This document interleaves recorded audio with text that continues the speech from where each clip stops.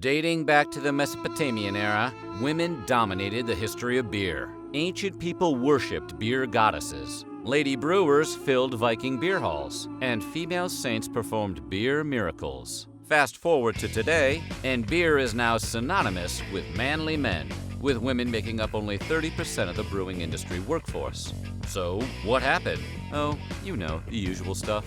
Accusations of devil magic. Today, we're taking a look at how women ran the beer industry, until men decided they were witches. But before we get started, be sure to subscribe to the Weird History channel, and leave us a comment about what other adult beverage stories you would like to hear about next. Okay, time to break out your cauldron and pointy hat, because we're about to homebrew some witchin' weird history.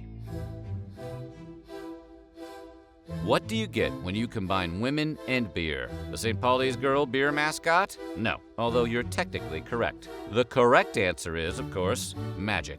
Hoppy, sudsy, delicious magic.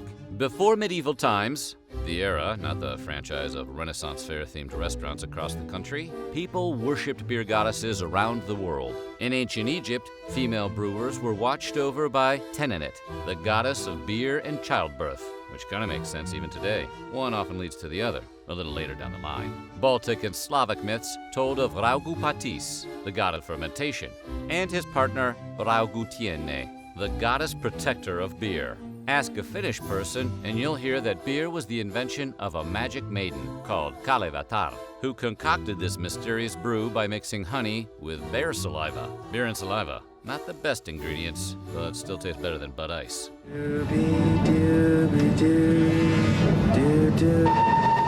The oldest recipe for beer dates back to an ancient Sumerian hymn praising Ninkasi, the goddess of beer. It's also a handy guide on how the Mesopotamians brewed beer. It is you who bake the beer bread in the big oven and put in order the piles of hulled grain. It is you who soak the malt in a jar. It is you who spread the cooked mash on large reed mats. Coolness overcomes. The remix version is so much better. Not much has changed. Today's internet recipes also require you to read a novel's worth of personal anecdotes before telling you how to spread cooked mash. Back then, Mesopotamia encompassed much of the Fertile Crescent, which includes Iraq and western Iran, and parts of Turkey, Syria, and Kuwait. In 2004, archaeologist Patrick McGovern identified the first traces of barley beer in ancient Mesopotamia, declaring, "Women were the ones who made the household fermented beverages." As would be the case throughout ancient times, the first beer brewers were female, as it was a woman's sacred duty to keep everyone twisted.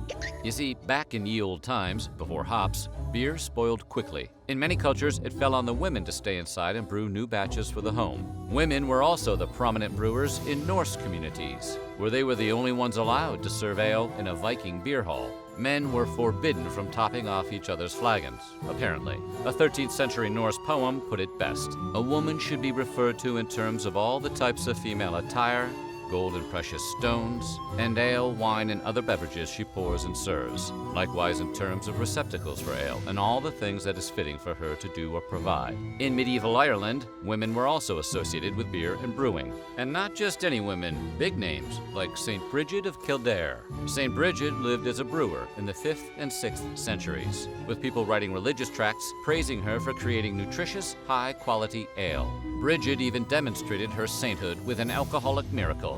Using just one sack of malt, the literal saint was able to brew enough Easter ale for 17 churches. So kind of like a low-alcohol version of water to wine. St. Bridget wasn't the only female Catholic to achieve sainthood for her contribution to the beer industry. St. Hildegard of Bingen was a nun who wrote medicinal texts with advice for treating ailments. To Hildegard, beer was a nutritious beverage that had healing qualities, and we wholeheartedly agree.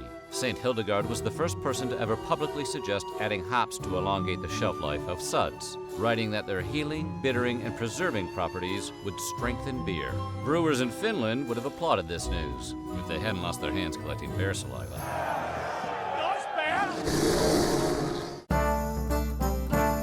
In medieval Europe, women were also tasked with beer brewing. Think about it this way. Up until the 1300s, women were responsible for the preparing food and beverages portion of history. And history was BYOB. Beer was an essential part of the peasant diet that nearly all women knew how to brew. But medieval Europe's beer alcohol content was pretty low. Beer was fermented from grains with a low alcohol content back then, and typical families downed multiple gallons of beer each week. Not only was that a lot of carbs, but the volume required women to spend every day brewing for their families. Widows, spinsters, or those who just had smaller families began selling extra beer to neighbors who didn't have any time or women to make their own. Women sometimes even invited people into their homes to drink their beer, turning their living rooms into informal taverns. In England, these women became known as brewsters and alewives. Profitable alewives were given an early taste of how money could buy an agency. Denise Marlaire was a widow who ran a successful brewing operation out of her home in the late 14th century. Upon her death in 1401, she bequeathed the lucrative business not to her family, but Rose, her servant. Oof, imagine how that will reading went over with the family. Just as medieval Europe was letting women into the workforce, the Black Plague shows up to forever change the ratio of the beer industry. From 1346 to 1353, the bubonic plague claimed between 75 and 200 million lives across Eurasia and North Africa. What does that have to do with beer consumption? As the plague tore through entire family units, it created an unexpected upshot. With fewer mouths to feed, plague survivors had more disposable income, allowing them to afford better food and, you guessed it, more delicious beer. Demand surged as people looked to drown their sorrows. With more people clamoring for the brew and business opportunities growing, men saw how much money ladies were raking in. Historian Judith Bennett reports that as the industry grew in scale, men gradually took over brewing beer, muscling out the alewives. Cut to the 1500s, and you could still find female brewsters, some married, but often working at an enterprise fronted by a man. And that's when things started getting really bad for alewives. According to the Catholic Church, beer was a vice. But rather than punish the intoxicated, the church launched a successful campaign against the dealers, the women who served beer. So the church began vilifying alehouses as dens of sin that seduced honest men with gluttony and lust, and female brewers as wicked temptresses who tricked innocent men into spending their money to get drunk. Because everybody knows, the only way you get drunk is being tricked into getting drunk. Grab a beer and watch the game. Yeah, that sounds good. Oh my God! The Catholic Church even commissioned paintings depicting alewives in hell being tormented by demons. Sounds like a medieval version of working at Hooters. Historian Bennett explains, enacted in plays, drawn on the walls of parish churches and carved into wood, it was a fate that medieval people imagined with resentful glee. Notably, male brewers and customers were absent in these depictions, which I guess means they still got to go to heaven? Either that or they all called in sick from hell on portrait day. The fear tactic was effective. Alewives and demons became inextricably linked in the public's imagination. But not content to stop at mere temptresses, the church's smear campaign co-opted the traditional alewife garb for a much darker purpose.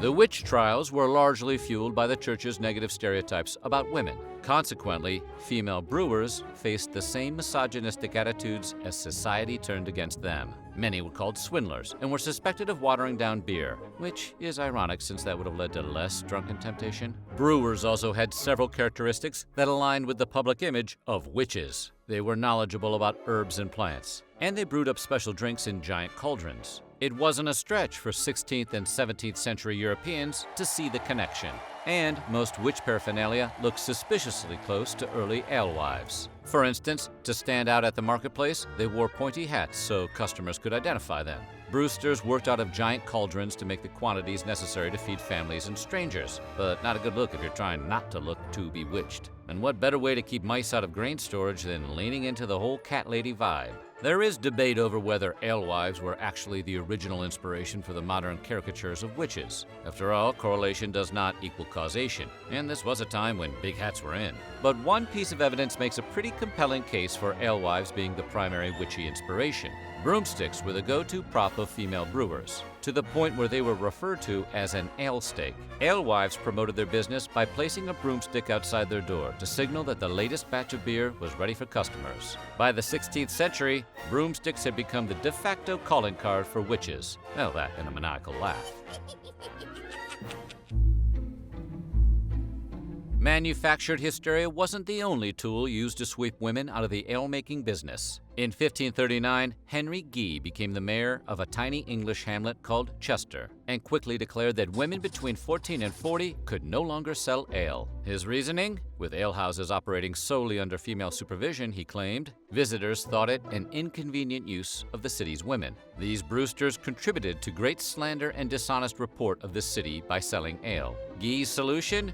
Women of childbearing years should be under the authority of Chester's male residents. That's very Handmaid's Tale of him. But problem solved, without cleaning up the messy remains of anyone burned at the stake.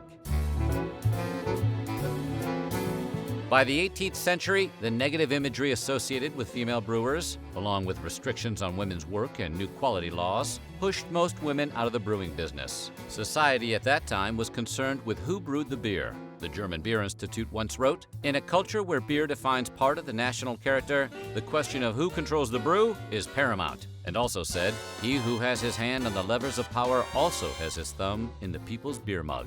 That is good copy. Can we get that on a t-shirt? Still, many women continued to brew beer privately for their families until the Industrial Revolution came along and changed all that. According to beer historian Greg Smith, when money got involved, men increasingly started brewing. As the industry developed, it went that way even more.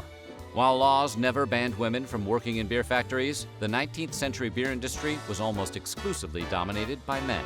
The Industrial Revolution pushed small beer production out of women's hands. It also changed how people consumed beer. Since men made beer, it became closely associated with masculinity and manhood. The end result was that suddenly it wasn't very ladylike to brew or drink beer. My name is John. I don't like a beer intended for ladies. I like a light beer, brewed for men. Today, women are slowly returning to beer making. 20% of American breweries opened since 2014 have a female co-founder. It's still a tiny number compared with the domination of female brewers in Viking times or in medieval England, but hey, progress. Another bonus, today's beer brewing ladies are far less likely to face allegations of witchcraft. Well, it looks like their spell worked. So what do you think about what happened to the tradition of female brewmasters? Let us know in the comments below. And while you're at it, check out some of these other videos about our weird history food.